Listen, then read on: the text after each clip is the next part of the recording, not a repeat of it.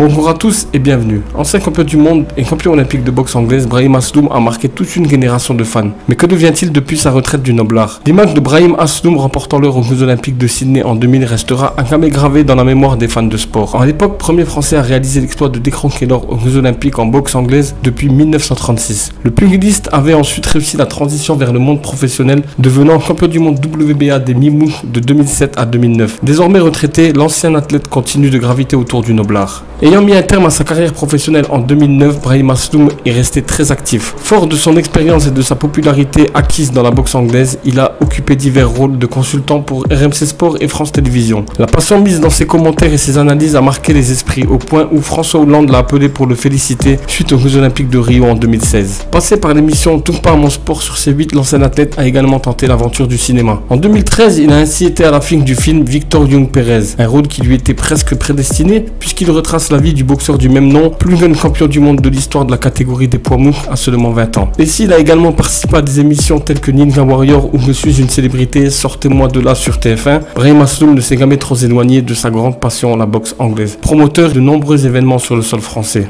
En 2020, il a été candidat à la présidence de la Fédération française de boxe, mais c'est finalement Dominique Nato, son ancien entraîneur, qui a été élu. Passé par la direction du Levallois Sporting Club, Asloum mène aujourd'hui des activités de conférencier. Il a créé l'Es Boxing Business Class, il intervient dans les entreprises en important la boxe dans son approche de la vie professionnelle. Pour rappel, parce qu'aujourd'hui tout le monde a un avis sur tout, il faut laisser à Brahim Asloum ce qui lui appartient. Brahim Asloum dans les années 2000 a été aussi beaucoup critiqué, comme l'est aujourd'hui Tony Yoka, pour le choix de ses adversaires et sa carrière qui soi-disant était montée de toutes pièces. Et coïncidence ou pas, il a été champion olympique et c'est aussi Canal+ qui diffusait ses combats. En tout cas, Brahim Asloum, lui, contrairement à Yoka, a rebondi après 2 défaites. Il a été champion du monde à la 3e tentative contre Juan Carlos Reveco, après avoir perdu contre Omar Narvaez et Lorenzo Parra. Sauf erreur de ma part, il demeure encore à ce jour le seul boxeur français champion olympique et champion du monde professionnel avec un palmarès honorable de 26 combats, 24 victoires et seulement 2 défaites. Merci à tous d'avoir suivi la vidéo. Pour le référencement et pour valoriser mon travail, je vais vous demander comme d'habitude le petit like avec le petit commentaire et l'abonnement si ce n'est pas déjà fait. On se retrouve très vite pour une nouvelle vidéo. Prenez soin de vous, de vos proches et vive la boxe.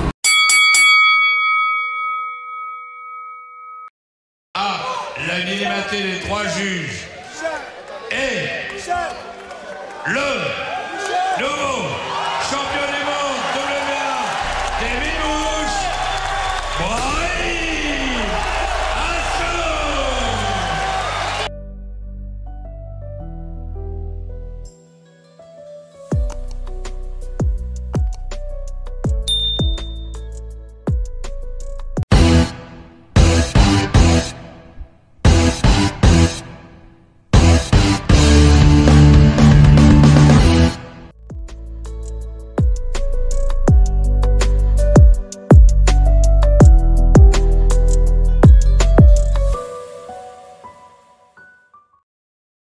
Regardez.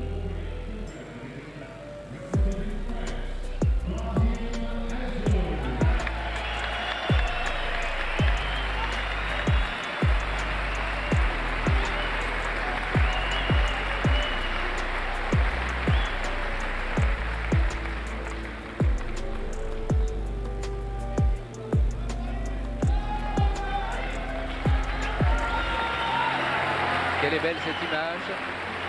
De l'émotion chez Brahim, mais de l'émotion aussi pour nous qui l'avons suivi pendant toute cette quinzaine.